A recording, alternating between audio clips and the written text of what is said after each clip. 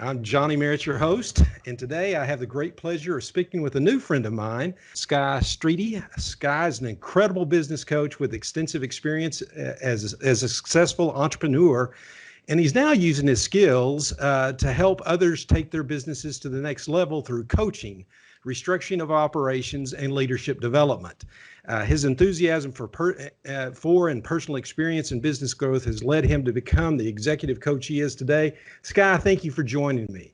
Thank you, Johnny. I love being on your show. I've enjoyed getting ready for this, and I've enjoyed how Youre has helped me get ready for your show as well, and just love being a part of this. Thank you so much. Gosh, having some success is a great part of having a great team. And Youre Slater, I'm very fortunate to have Youre. She actually introduced us. Yes, she's a wonderful soul. I'm very grateful for that, Johnny. Thank you.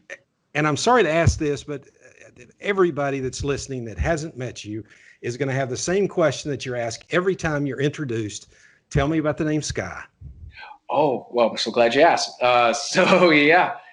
Well, my parents are not hippies. In fact, whenever I do professional presentations, it's the first slide that I show, interestingly enough. You probably already figured that out. So my parents were not hippies, and I'm not named Skylar. It's not short for anything. It's just the original SKY. And about the time I was born, there was a very popular TV series that had been a radio series called Sky King. And so my parents named me after Sky King. And when I was young, Johnny, I could not stand the name because no one else had that name. And so I would never hear it. I thought, wow, I'm weird. And often, and it still happens from time to time, people never said it right. They thought it was Scott. And so I was constantly saying, no, it's Sky. And I still get asked, how do you spell that? And I just answered it the way. It's the simple way, SKY. But as I've gotten older, I'm like, wow, I'm so grateful that my parents named me Sky.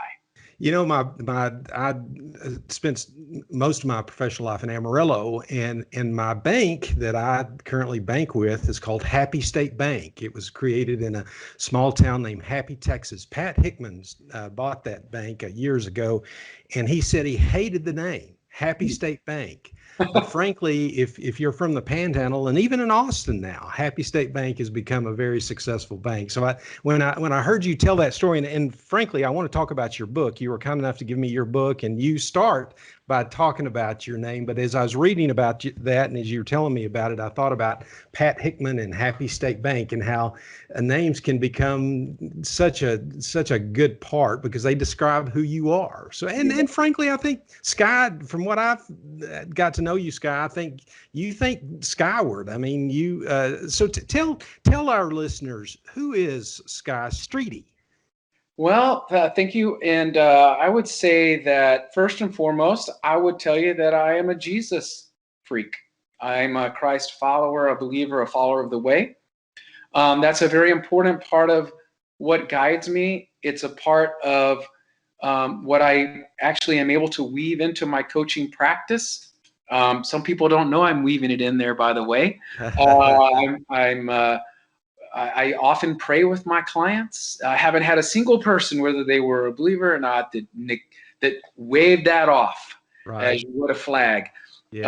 And they welcome it. And so that is first and foremost what's important to me, is to be able to live my life in a way that I hope is reflective and godly in my choices and in my leadership. Right. And then I'm an adventure person. I love adventure. I love to be outside. I'd prefer to be outside than anything. I love business. Business excites me, and people excite me. In fact, people energize me. I remember when I met you and Youre, I was super excited to see you. You might remember you were sitting there, but it didn't take 30 seconds for me to feel the energy from you and how excited I was to be there and spend time with you guys there at the coffee shop. And so I like to pour into people. I love to serve people, and I love to help them be a part of inspiration in whatever way that I can inspire them. And I know that that is from God. I want to be a part of that. That's great. You've been married for a long time. You have 2 daughters. I have 2 daughters. I got married. First of all, I got my first marriage. I was married for 23 years. And actually, it's a part of my story about why I coach is I got divorced a little over 10 years ago, and then I was able to marry my beautiful wife, Lynn Michelle, a little over 2 years ago. And so I have two daughters, Aspen and Micah. And then I got two new kids, teenagers, when I got married, which is pretty cool, which I refer to them as my own kids, even though they're technically my stepkids, Grace and Noah. And they're a ton of fun. So I look at it as, and I figure I'll write a book on it sometime, because they're like, hey, when do we get to be in a book? This is Grace and Noah. I was like, well, I'll probably write another book at some point saying, hey, my life as a teenage parent, take two. And hopefully I do a good job there and improve on my first round with Aspen and Micah. Before I forget it, I want to talk a second about you being an outdoorsman. In your book, you talk about essentially loving to hike and hike in the Colorado mountains. You talk about climbing a 14er, and there's a chapter in the book called "Lightning Strikes Twice," I believe is the name of something to that effect. That's correct. And I loved reading that chapter, frankly, because it hits so close to home. One point you're making in your chapter is if you climb mountains, you need to leave early, because if you wait too late, you might find yourself in a thunderstorm, one of the thunderstorms. And you talk about sprinting down a mountain. Sky, I did that with my wife and my two kids as we were starting to climb a 14er. As we started up, people coming down said, you shouldn't be doing this. And we did it anyway. And we ended up sprinting. I thought I had killed my whole family, because we were sprinting down this mountain, hoping that we wouldn't be hit by lightning. Yeah. So, which one were you climbing? I don't remember which one, but I love the fact you love climbing mountains. You love being outside. You love the mountains, and that's great. Well, let's talk about coaching. Yes. Tell me about your getting in coaching and what that means. Yeah. Wow. So that's a fun story in itself. In 2010, one of my best friends, remains a best friend, and I'm part of a cohort that he started called Waypoint Community, Michael Warden, who is also the person who encouraged me to write a book, a little bit like I encouraged you earlier. In 2010, he said, Sky, I really think you ought to think about being a coach. And at the time, I was doing a turnaround for a legal company. And it was the furthest thing from my mind. I was actually focused on leadership and how to lead that company well. And I was having a lot of fun. And I said, Mike, I don't know the first thing about coaching. I'd be terrible. And he goes, Sky, you're wrong. You'd be great at it. You do it naturally. And I just kind of listened to that. And I thought, well, okay, hey, Mike, I know what you do is really cool. And I think you're amazing at it. I could see how you're great at it, but I don't know about me. So I just sort of sat that to the side, but I did listen to it because I value and admire Michael as a person. So the fact that he would say that to me, and because we've known each other since we were 18 years old, we have a long history, I thought, okay, he knows me well. So I just sat that over to the side. And then in 2012, I found out that John Maxwell had a team. And I love John Maxwell, and I had first seen him in 2002. And I remember when I saw him on the stage, Johnny, I thought to myself, I could see myself speaking in front of people about leadership. That I like. Never thinking about it from the coaching perspective. So I raced is an understatement to the John Maxwell team, and I got certified through John Maxwell to be able to use his materials and to learn how to coach.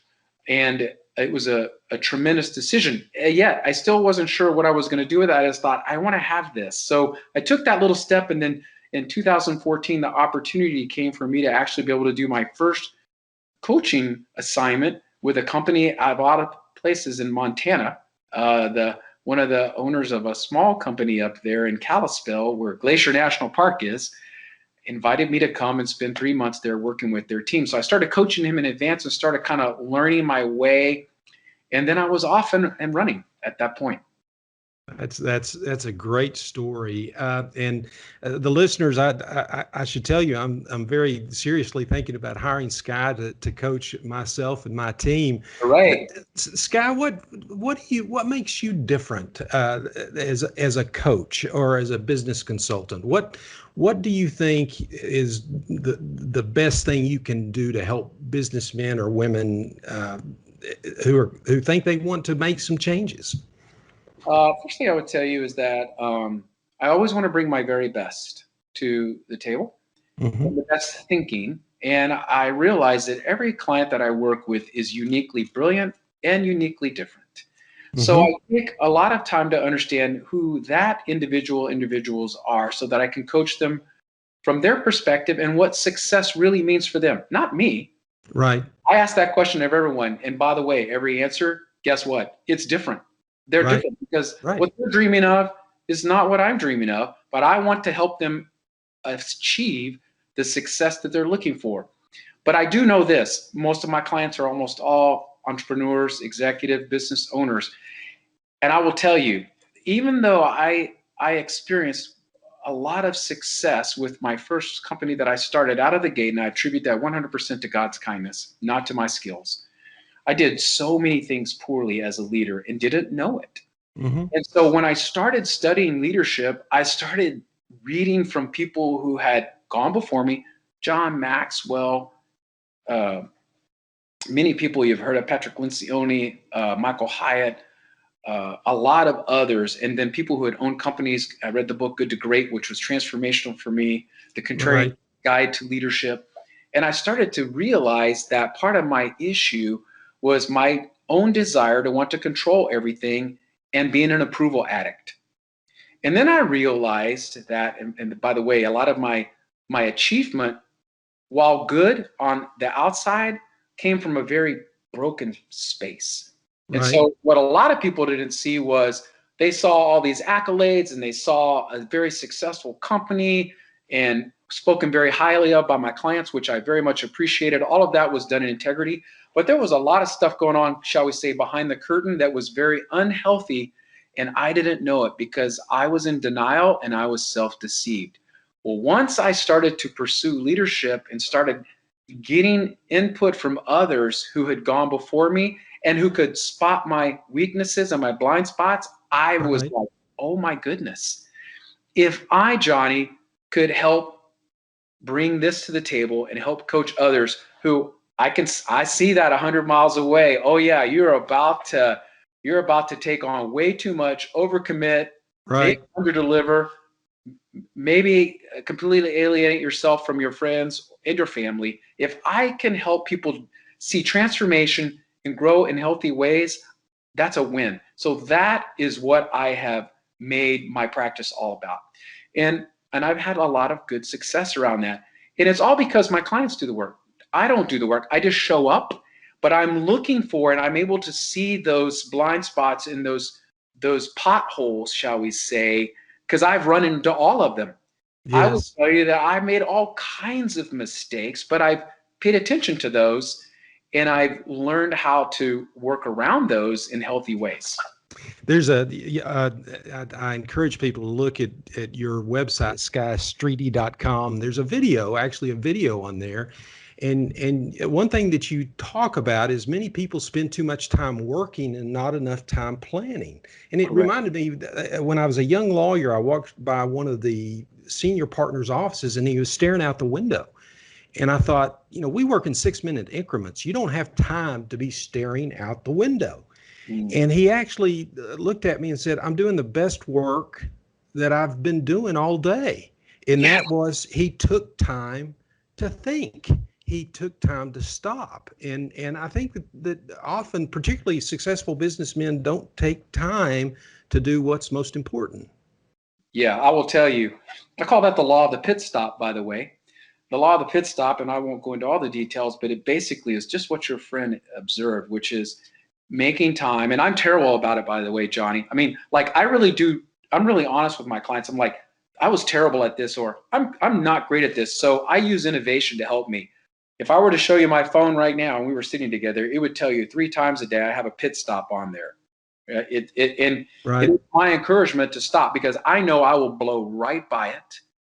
And every day is like an Indy 500, right? Right. And if we don't pace ourselves and we don't stop and let our thinking catch up with us, then we can't go faster. We actually end up slowing down. That's why I call it the law of the pit stop, because the best race car drivers have a crew chief that calls them in at certain times during the race to make modifications, to make adjustments, to drink water, to refuel, to make, and they go from 220 miles an hour to 0, full stop, right? Even when they're in the lead, to make adjustments so they can actually go faster and win. And when that hit me, and by the way, I did that terribly early on, and I still can do it terribly without the added innovation that I have of reminders. But I think one of the most important things that leaders can do for themselves is to actually make time to let their thinking catch up with them. Well, and I think that you wrote, your book is called "You're Not Just Another Face in the Crowd." I love it. 31 stories that will revolutionize your life. And you were kind enough to give me the book. I read it. I told you before we started that one of my favorite chapters was about Colonel Sanders, and of the chicken guy. And you know, I'm 60. And so I've been practicing law now 35 years. So surely I guess let me just ask a question, or let me say this. It seems to me that we never stop learning. In fact, I think our ability to learn how to do things better increases as we age, because we don't have to focus on some of the more mundane things. So even somebody my age at 60 who's been practicing law for 35 years, do I need to stop and think? Do I need to continue to try to improve, or am I so experienced that I should be just set and coasting?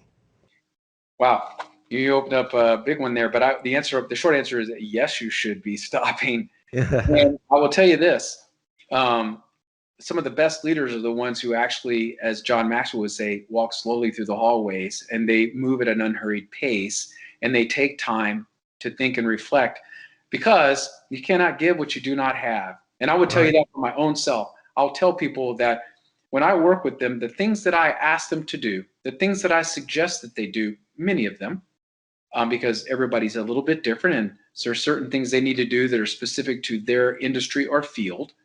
But most of the things that I advocate or ask them to do are the very things that I do. Not because I'm good, not because I'm bad, but because it's essential, because I'm not going to be able to lead somebody well if I'm not working on those very things. I have to take a planning day on Thursday mornings to work on my business, to think about all the notes that I've written down on my little planner as I'm going along, and I need to consolidate those. And what does that mean? So yes, Johnny, you definitely should and must. And so I would encourage, I completely agree with you. I spend an hour or so each morning just on Awesome. myself, and it's hard. You know, you're thinking about things that need to be done. You talk, as you've done with me, and as you've mentioned here, one of the first things that you try to do is figure out what makes the person tick that you're meeting. And so I take that to mean that relationships are important to you. Talk to our listeners about the importance of relationships, particularly in your field and in your clients' fields. Oh, well, wonderful. I will tell you, some people are natural connectors, Johnny. I think you are. I would say. Thank you. And others are not. And yet connecting is essential in business. And it's not necessarily about connecting so that somebody likes us or it's easy to talk to them. It's actually about being able to communicate with them effectively. Right. And so as business people, we're communicating internally, like maybe within our staff, and externally all the time. And it's important that we know how to connect, because as Zig Ziglar says, you probably know this one, he goes, if you help enough people get what they want, they'll help you get what you want. Right. Obviously, the sincerity of the motivation is very important. It's not like, what can I get from you? But how can I serve you? How can I support you? How can I add value to you? And I think the other important thing is that I recognize is that because in a relationship, we can't do everything. Nor in a business can we do everything. So we need to have relations with people that can help us win, so that we can, in fact, allow others who have strengths that we don't have and can do things that we ought not be doing. As we know, as an attorney, you should be focusing on the wildly important things that you are amazing at as an attorney, that Kira can't do or shouldn't do presently, or somebody in that capacity to your staff as a relationship, and that actually she shouldn't be doing. And she's doing things that you don't do as well, maybe. Right. And you shouldn't be doing, because that's not what you should do. So the relationship that you have and that you continue to cultivate is important. And here's another thing. It hit me. When we're sitting, like for instance, I was sitting with you at this coffee shop the other day with you and Kira a few weeks ago. And before a few weeks ago, I didn't know who you were. And now we're already having an amazing relationship. And we never know who we're talking to or sitting next to, who they're going to become. Right. And how we might be able to help them, or we might need them to help us someday. And so being able to connect, communicate, and have a relationship that is authentic, transparent, and integrity is huge in the marketplace, and obviously as a human. Well, and one thing that we've done, Sky, and it's recent, and I've been at this for 35 years, but in the last year or so, we have added to our engagement letter, which is a very routine thing. The first thing we want to understand is what's the big picture? What is it that you want with your business? What is important to you? And it hadn't occurred to me that really is where we ought to start in all of our relationships, frankly, but particularly our professional relationships, where we're being hired to help people. And that's what you did with me at that coffee shop. There was lots and lots of questions as you were trying to get to I think figure out who I was and how Kira and I interacted. And so I think that's great. I can see that you're really good at that, and your experience, as a youth pastor and as a person who led people on mission trips, you really know how to take care of people, and that's really good. What you do both big businesses and small businesses. What would you say is the thing that is across the board that you do for both big businesses and small businesses? Well, I'll tell you, and I'll give you an example from a conversation I had with one of my clients yesterday, which made me, like, I had goosebumps when he said this. It's one of my clients I've worked with. This is my third season with them, and this actually happened to be the CEO. One of the first things that I say, and I can't recall if I said it with you the other day, but if we work together, you will hear this, which is, I always know that responsibility is important. So everything always starts with me. So when I'm working with a client, I'm like, everything always starts with you, Johnny. Right. And particularly given the role that you play, it really begins with you if you're at the top of the food chain, so to speak, in the business organization. And so it's important that as the leader, three things, and this is not original to me. It's original to Mr. Maxwell, actually. Many of my quotes are original to him because he says a lot of wise things, but this is it. Know the way, show the way, go the way. Yeah. That's where I focus. Know the way, show the way, go the way. That doesn't just mean that I know everything about the business. It means it's a lot more than that. But it certainly is that a leader is a servant first. The leader is the first one to take action, to be willing to go and wait on the others, even if that person is the brand new hire that just came in yesterday. The leader is the one who demonstrates the culture that they want to see transferred throughout. So I do those things repeatedly. And so that's a huge thing for me. And I also say you cannot give what you do not have. So the leader has to be intentional. They have to work on themselves. And then if they want to see that replicated and they want to see their business scale and grow, they should demonstrate that and show others who may have not had the privilege of having that. Just yesterday, I was in a coaching session, and my client, who again, this is my third season I've been working with them. I work with 6 of them. And we were having this conversation about where things are going and some new folks. And he was talking about a challenge that he was having with a new person who's in marketing. And he said, and this person's been with him 1 month, and he said, Sky, and these were his words, he goes, I heard Sky talking to me. Buzz, you got to know the way, show the way, go the way. And then he goes, and then I reminded my COO that's what we have to do. And so I was like, I actually clapped right there. I was like, I'm so happy that you chose that, not because I recommended it, because it is, he recognizes the value of that. So it doesn't matter whether the company is a Fortune 500 company or a startup, though the no show go matters. Mm-hmm. And you talked also on the video that you do on your website. I'm thrilled that I may get to have you individually and one-on-one or for my specific business. But you talked also about your desire to share beyond the one-on-one. And talk to me about that. Tell me about your thoughts and your dreams about that. Thank you for asking. I was actually just talking with my daughter about this morning. So that's neat that you brought that up. So, all of us only have a certain amount of bandwidth in a given day, right? Right. And I'm very, very careful and intentional not to bust through all the boundaries that I worked very hard to create out of the many years that I spent in over exerting myself and exhausting and not pacing myself and not recognizing the harm that I was doing over here, as I mentioned earlier, behind the curtain, Johnny. Right. And yet I love people. And so I want to work with everyone. I mean, if people, and again, I don't work with everyone because I am selective about who I work with and they have to be willing to do the work, but I do genuinely love working with everyone. I mean, I have a coaching session I mentioned to you earlier at 3:30. I've never worked with this person. He's a VP of sales. I'm giddy. I cannot wait. Why? Because just like when I met with you, I can't wait to hear their story. And I want to know who they are.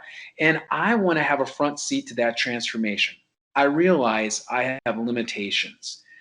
Not everybody wants to work with me either, but for those that want to work with me and they either can't fit me into they can't afford to hire me for one-to-one at this particular time, or just doesn't work out, I want to create a space online where at least many of the ideals that I work with my clients individually, that I work with repeatedly, those ideals can be available for others to use through my online portal, so they can get content, they can have courses they can take, and they can at least be growing while not working with me live and in person, so to speak. We can at least work towards growth online.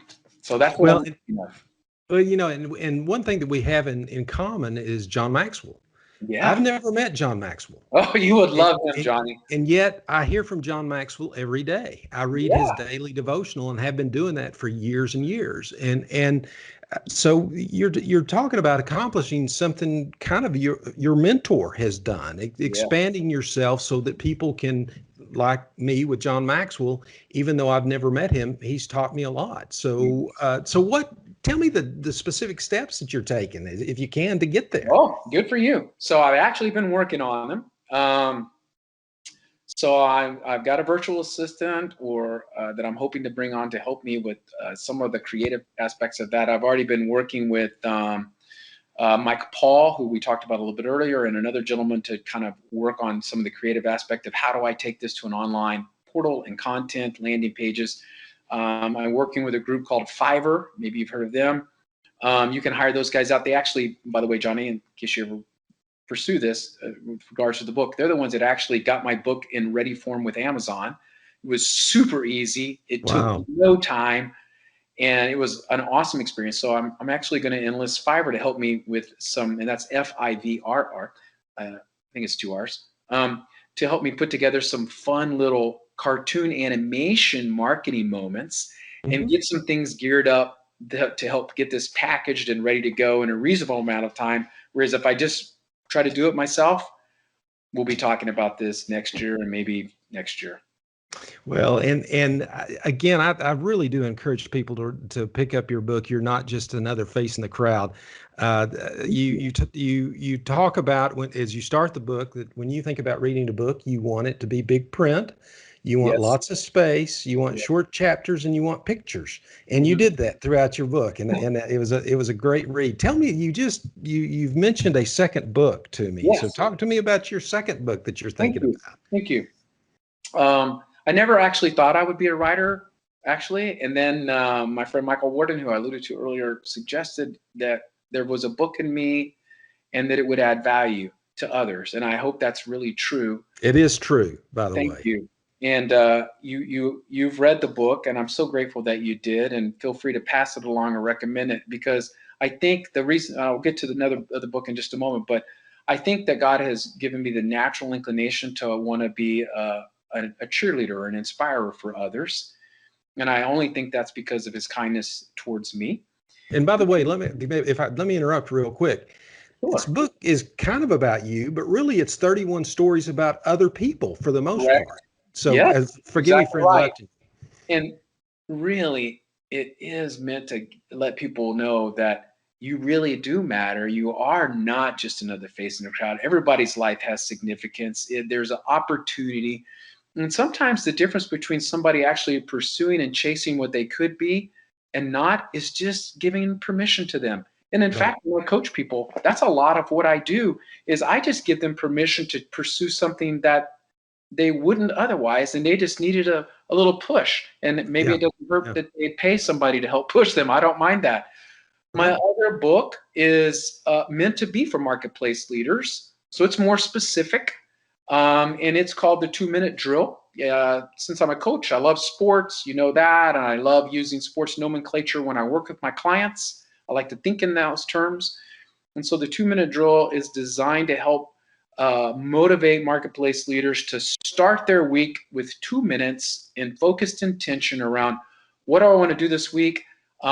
This was actually kind of inspired to me by Michael Hyatt. He has the Full Focus Planner, which I have sitting right here in front of me. I really like him. He's great on focus and not getting distracted. And I wanted to create a place where folks could sit down and not spend a lot of time and just get still and figure out what the week looks like with a little bit of inspiration, a little bit of Jesus, we'll just say that could be tweaked in there. Mm-hmm. Yeah. And a little bit of a push towards, hey, this is what I want the week to look like, and let's do that 52 weeks in a row, and let's win. That's great. I can't wait to get your second book. I hope I can get an autograph. One of the first ones. Yeah. Of your second book. Talk to me about your personal values. You've done this a little bit, but talk about your personal values and how you incorporate them into your career and leadership style. I love that question, by the way. It was one of my favorite questions that you asked, Johnny. So I tried to narrow it down, and I wrote them down. I'm going to read them because I don't want to forget any of them. So my first value is Jesus, and treating people with kindness, respect, courtesy, loving people even when they don't feel lovable. Right. That's number one. Integrity is massive for me. Serving others is massive for me. Humility is very important to me. Laughter is a big deal for me. I've always told people, and I did this in every business I've ever owned, including this practice, if I can't have fun doing it, I don't want to do it. And if it's not fun, I want to figure out how to make it fun. and so that's a big deal to me. And it actually keeps us energized and joyful. And then intentionality. You mentioned starting your day for an hour, and that's an intention that you have. And that's a big deal for me. And so I think that a lot of times businesses suffer not because they don't have great ideas, even maybe a great plan. They just don't have intentionality around other parts of their life, and they just end up topsy-turvy. So I try to do my best to make sure that those values are incorporated in everything that I do in my business and outside of my business. Yeah. And, intentionality, and you kind of got to be selfish a little bit, don't you? Because, I wake up sometimes thinking about, I've got to get this done for clients. I've got to get this done for clients. And yet I think that I'm going to become a better attorney over the years to the extent that I'm selfish in developing my personal skills. And I think that's really what you do for a living. Is it not? It is. And I'll tell you, it's an excellent observation you just made. So one of the best books I ever read, and I don't know if I've mentioned this to you, is called Essentialism. I've read it. You know this book. Yes, I do. Greg McKeown. Yes. So that book spoke to me deeply. I think I first read it maybe 7 years ago-ish, something like that. And you might remember I was wildly attracted to the cover. It's got big scribble on there, and then it's Yes, got this focused line. I wish I brought it, but anyways, yeah, I was like, wow, I know I need some of this, because as a former approval addict and somebody who really likes many things, I realized that I needed to be more intention, and I would struggle with feeling like I was neglecting people or things when I was getting laser focused on, I need to say yes to this. And so when I work with my clients, I work from the funnel perspective and like, hey, we'll talk about this in just a minute. I think in one of your questions, it's just, what's the vitally important few things that I need to say yes to today, which means I'm going to have to say no to a few other things, because those align with my purpose and my path and where I need to be going. And it's okay. Right. Before I forget it, you're Batman. Thank you. Tell me how you are Batman. Okay, that's a great one. You read the book very well, Johnny. I'm impressed. Well, I'll tell you why, but first I want to hear your story.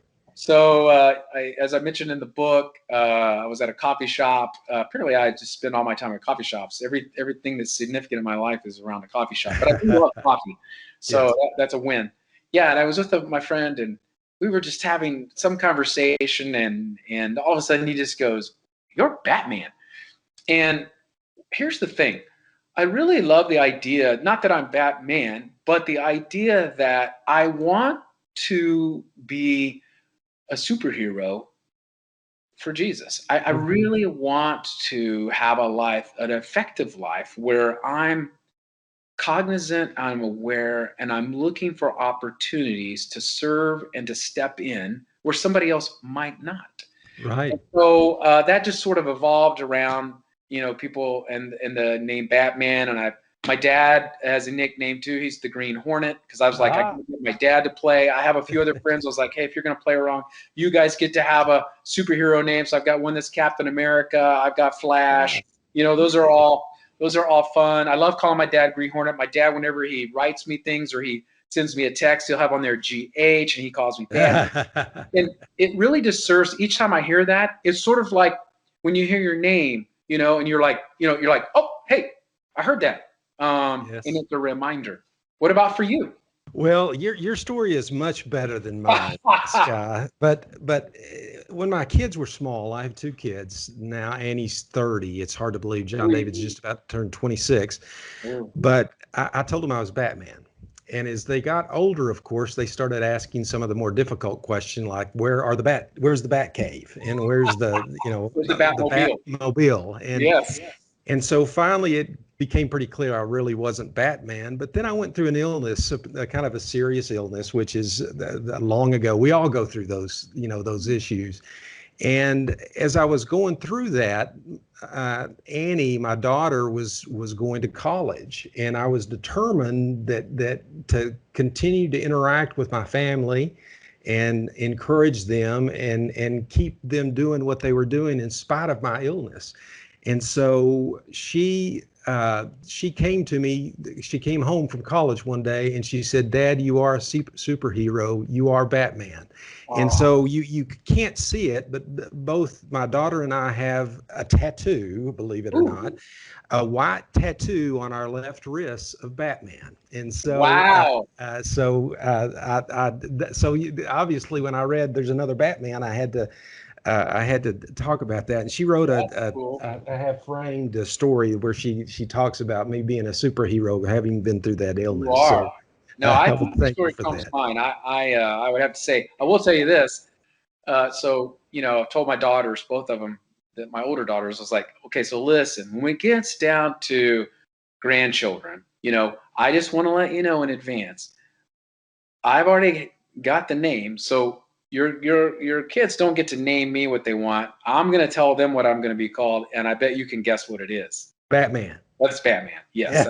Outstanding. Outstanding. How about you? Let's shift gears a little. Well, before we do, I want to make sure We've talked a lot about your coaching and what you do as a coach, but if I talk 30 minutes or so about being a lawyer, or you talked about that to me, there might be something you'd leave out. Is there anything that we haven't talked about your being a coach that you think is important, that you think the listeners ought to hear, and how a coach could help them? Well, certainly, I appreciate you asking that. I think that a lot of times people think that they can't afford a coach. And I tell them, you might ought to rephrase that and say, perhaps you can't afford to have a coach. If you look at all of the best athletes or some of the best leaders on the planet, they have coaches, because the coach allows them to transform and go in places they couldn't go without one. And hopefully what they would experience is that the coach not only pays for themselves, but many times over, that they reap the benefits of that, not just necessarily monetarily, by the way. I would think that a lot of coaching goes way beyond a monetary in uptick, which I would hope they would see, but actually much more of a healthy uptick in the way that they go about their business and their life. I would also tell you that one of my favorite things to do, which I didn't get to do any of that at all last year, is to get to go and do professional speaking engagements. I love doing workshops, and I love doing facilitations of all types, the various types of things I get to do. Those are so much fun. And I do work specifically on healthy organizational leadership, around communication, trust, how to make sure you keep dysfunction out of the workplace. And those are my area of expertise. And the reason why, because as I've shared with you, I was miserable at that in my other practices. And so I like to talk about it and ways to mitigate that. And as an attorney, you can appreciate the word mitigate.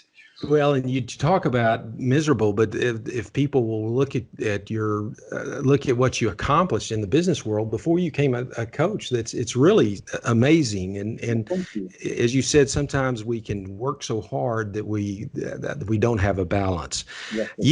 Part of what you did is you worked with attorneys, bless your heart. And so what do you consider are the top 3 qualities an attorney needs to effectively partner with his or her business clients? Wow, that was a great question. So I wrote these down as well. First one is integrity. And, you and I talked about this a little bit, but I mean, having been in that world, in that space for 17 years, I saw a lot of attorneys, met with a lot of attorneys. I have a great respect for many attorneys. And I saw a lot of things that shocked and surprised me when I was and shocked me in the legal system, quite frankly. So there was a lack of integrity that was pervasive that made me sad. Yes. So that would be one. Number 2 is, and this is sort of tied to integrity, but choosing right over profit. Right. Choosing right. What is doing what is right, which might mean saying no to a case or taking someone over profit and the opportunity. Right. And then I think the third would be follow through, which is, do what you say. A lot of people in the legal arena were notorious for saying something and then it just disappeared. So follow through would be a third one.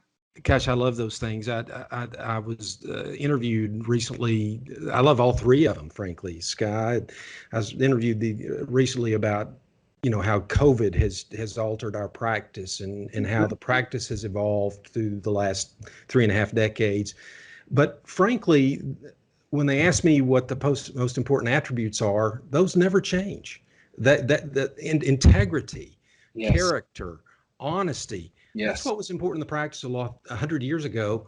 Agreed. It'll be the same, regardless of what technology is, regardless of what pandemics are. That's true. What was your second point? The second point you said. The second one was choosing to do what is right over profitability. That's right. As I've gotten older, I've found that maybe that's a point we can win, an argument we can win on this contract, but if we can get a win-win situation with the other side and it helps develop a longer-term relationship, isn't that better? Yes. I read in one devotional yesterday that wise people know when to lose. And there's some things that just aren't important. So I love those things. I've talked to you when we were together about the concepts of fractional general counsel, Yep. and employing an attorney on a flat fee, and I talk about that during this podcast. What would be the positives that you would think about, and what would be the negatives that would concern you about that, Sky? Good question. I think one of the positives that would be around it would be that if done well, I believe that, first of all, I would have very focused time spent on my case, Mm-hmm. and the cost would be fractional to Mm-hmm. what it might be, because um, there would be for lack of a better word, I would use the word focus. There would be an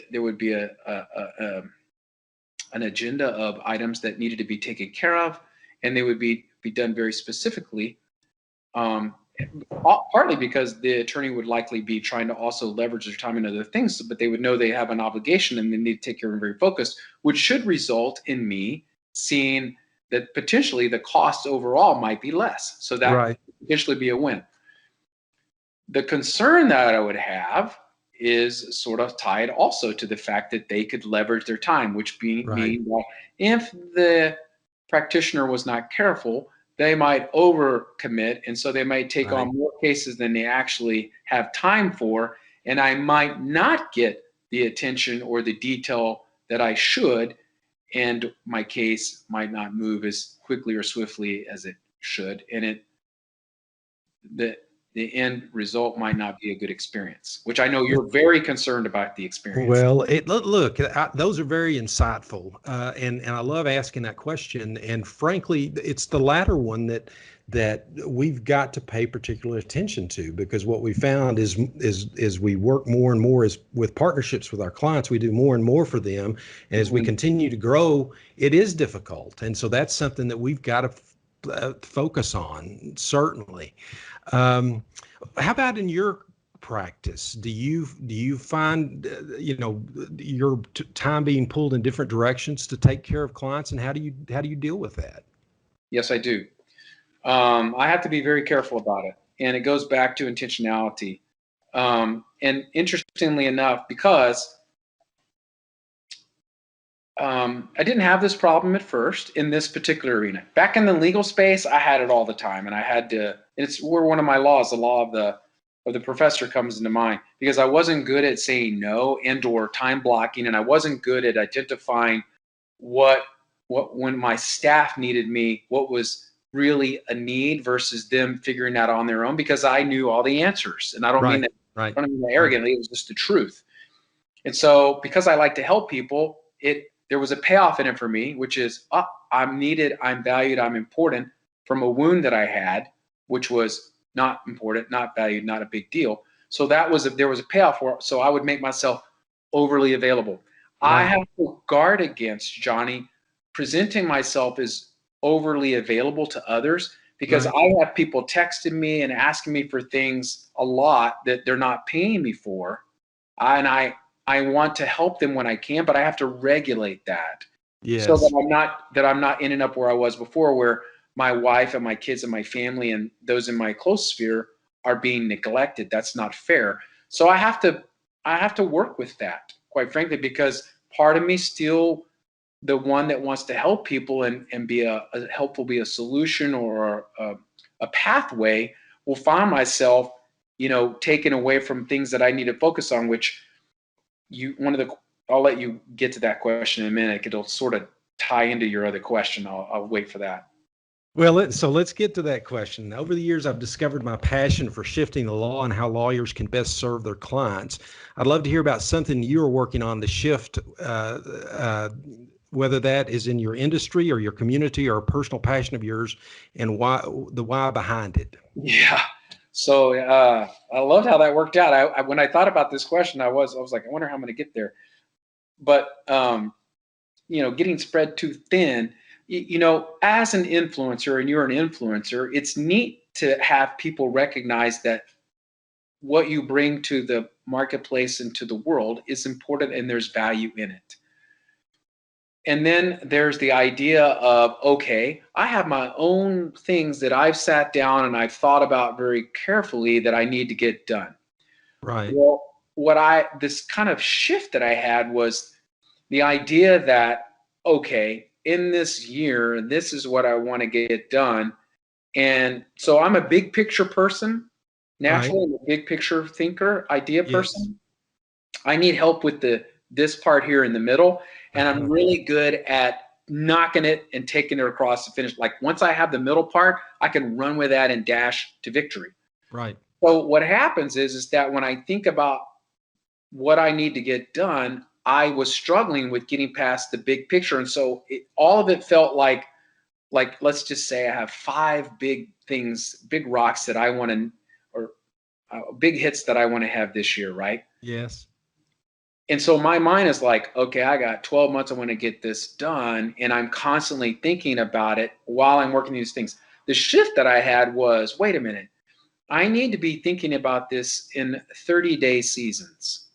In the next 30 days, these other 4 over here are not, they don't get to enter and be a part of my mindset. Nor do, and this is in this 30 days, it's okay if I'm not as available to others as I might like to be, because this is what I've said and dedicated that in this 30 days, this is what I must do. And that's a shift for me. Part of that fights with of the fear of missing out that I naturally have as a part of my DNA. Uh-huh. The person who likes to be with people. I want to, oh, you're having a party at your house, Johnny? I wonder if I could try to figure out a way to get there, even though I've got 2 other things in front of me. It's going to be really tight, but I Right. want to try to cram it in there, and I have no margin in between, right? Right. Well, I run out of fuel over here on the other side. So that's a shift for me, is just for my own self. Okay, I'm in the 30 days of this season. When I finish the season, then I get to look at the next season. What gets to be in that? That's part of the essentialism part. And I'm discovering that it is very freeing and liberating for me, because Right. what was happening was I had all that other, it was like constant, I was carrying it, trying to figure out how am I going to work this out. And then if I'm not careful, I can start to beat myself up on that. I can start to Right. go, see there, you didn't do it. I'm not any different than other people. I have my own coaches. I have a group I'm with. They work with me. I can't coach others well if I don't have people pouring into me. And so I hope that makes sense. Kind of It that. does. It does. You know, Scott, I've been married over 37 years, but Denise and I went through a pretty hard time. And really, the person that helped us the most was somebody who'd been through hard times themselves in their marriage. Mm, And I think God made us that way. We go yeah, through, we're best at helping people with those things we have the hardest time we're dealing with. I tell you, thank you so much. I recommend to the listeners that they go to Sky's website at skystreety.com. Watch the first video. You'll learn a lot about Sky and his coaching in that video. And then after that, I recommend that you turn up the volume so you can actually hear and be ready for the second video. And you will greatly enjoy watching the second video at his website at skystreety.com. And also, you'll enjoy seeing what he's doing. He is running on Ladybird Lake yeah. and talking about the importance of health. And great videos, Sky, great videos. Thank you. Appreciate it. Sky, Indeed. thank you so much for taking time this afternoon or today to give us an hour of your time to talk about what you do and how you help people and about how you live life. It's just been a real joy for me to have you on Shifting the Law. Gosh, I'd love being on it. I hope I get to be on it again sometime. It was a lot of fun. We have so much more to talk about. I had a blast. Thank you for being my host. Well, hopefully, when you get your second, let's just plan when you get your second book, you'll be back on. Okay, well that's my giddy up and go button. Well, way to go, Sky. Thank you so much. Have a great day. You too. Thank you, Johnny.